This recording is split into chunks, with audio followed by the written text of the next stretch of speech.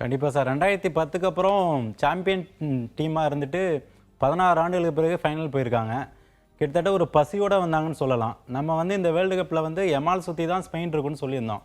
ஆனால் நேற்றைய போட்டியில் பார்த்தீங்கன்னா வச்சுக்கோங்களேன், ரோட்ரியா இருக்கட்டும், ரூயிஸாக இருக்கட்டும், மிட்ஃபீல்டில் வந்து அவங்க கண்ட்ரோல் பண்ண விதம் வந்து பயங்கரமாக இருந்தது.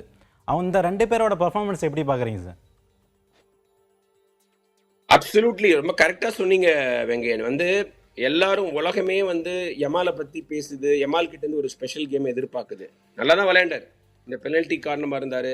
ஒரு கோல் அடித்தார், அது ஆஃப் சைடுன்னு கேன்சல் பண்ணிட்டாங்க. அது ஒரு மார்ஜினலி தான் ஆஃப் சைடு. அவர் ரொம்ப ரொம்ப க்ளோஸான ஆஃப் சைடு கால். ஓவராலாக நல்லா தான் விளையாண்டார். டிஃபெண்ட்லாம் பண்ணார், எம்பாப்பே டேக்கிள்லாம் பண்ணார் யமால். ஆனால் இந்த ஸ்பானிஷ் டீமோட ஹார்ட் பீட் யமால் கிடையாது, ராட்ரி. அதுவும் ஏசிஎல் இன்ஜுரிக்கு அப்புறம் வராருங்க.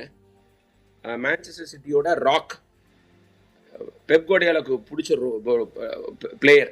அந்த மாதிரி ஒரு ஒரு ஜெயண்ட் அவர் மிட்ஃபீல்டில் எல்லா வேலையும் செய்கிறாரு.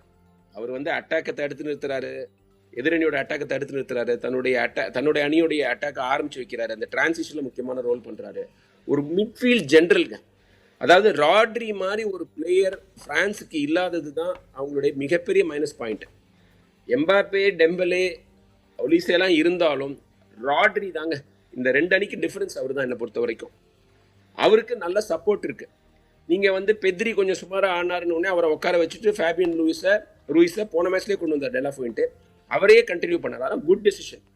ஃப்ரான்ஸில் சோமினிக்கு பதிலாக கோனை கொண்டு வந்திருக்கணும், அதை செய்யலை டெஷாம்ஸ். ஆனால் பார்சிலோனா பிளேயராக இருந்தாலும் பெத்ரியை உட்கார வச்சுட்டு அவர் ஃபேபியன் ரூயிஸை கொண்டு வராரு. ரூயிஸ் பிஹெச்சிக்கு விளையாடுறாரு. நீங்கள் பார்சிலோனாக்கு விளையாண்டா அது ஒரு ப்ளஸ்ஸு. அவங்க டீம்மேட்ஸ்லாம் டீமில் இருக்காங்க, 11ல் இருக்காங்க, அவங்களோட ஒரு கோஆர்டினேஷன் இருக்கும். டேனி ஆல்மா பார்சிலோனா, யமால் பார்சிலோனா, இதெல்லாம் ப்ளஸ்ன்னு நினைக்கலாம். ஆனால் டெலா ஃபுயின்ட்டை தைரியமாக உட்கார வச்சார். பெட்ரி கொஞ்சம் சுமாராக ஆடுறாரு, ஸோ எனக்கு பிஹெச்சியில் இருக்கிற ஃபேபியன் ரூயிஸ் பெட்டர்னு கொண்டு வந்தார். அதெல்லாம் பலன் அளிச்சுது. அந்த ஒரு பியூட்டிஃபுல் மூவ் நடந்தது பாருங்கள். அதில் end of the move Fabian Ruiz தான் இருந்தார். நல்ல கோல் ஸ்கோரர் அவர், பெட்ரியோட நல்ல கோல் ஸ்கோரர்.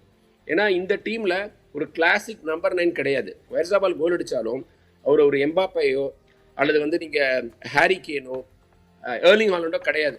அதனால இன்னும் கொஞ்சம் கோல் அடிக்கிற ஆப்ஷன் வேணும் தான் ஃபேபியன் ரூயிஸை கொண்டு வந்தார். ஒரு கிரிட்டிக்கல் க்ரூஷியல் கோல்ஸ் போடுறவர். அப்புறம் டேனி ஆல்மோ கோல் போடுவார்.